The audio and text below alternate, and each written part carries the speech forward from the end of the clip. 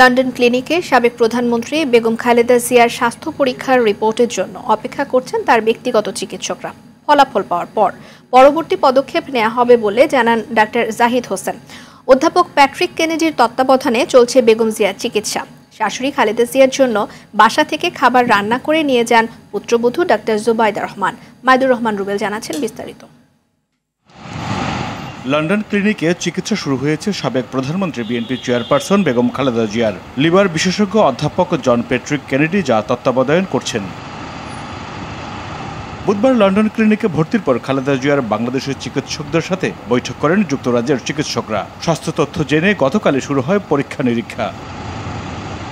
খালেদা জিয়ার স্বাস্থ্য পরীক্ষার কিছু ফলাফল আজ পাওয়া যাবে বলে জানান সফরে থাকা খালেদা জিয়ার উপদেষ্টা ডক্টর এনামুল হক চৌধুরী। আজকে মেডিকেল রিপোর্টগুলি কালেকশন করা হবে।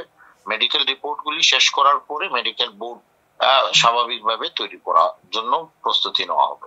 আজকে হবে প্রস্তুতির কার্যক্রম। চিকিৎসকের পরামর্শে বাসা থেকে খাবার তৈরি করে হাসপাতালে নিয়ে গেছেন পুত্রবধূ ডক্টর জুবাইদা রহমান। সাথে আছেন তারেক রহমান সহ পরিবারের সদস্যরা। হসপিটালে ডেড ফ্যামিলির সাথে থাকবেন, বাসা থেকে রান্না বাড়া করে দেওয়া হচ্ছে।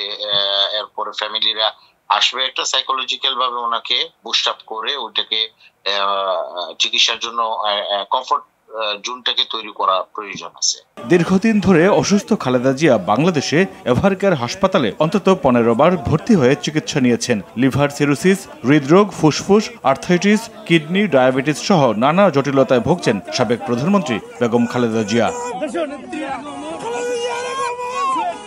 মাইদুর রহমান রুবেল, RTV, ঢাকা।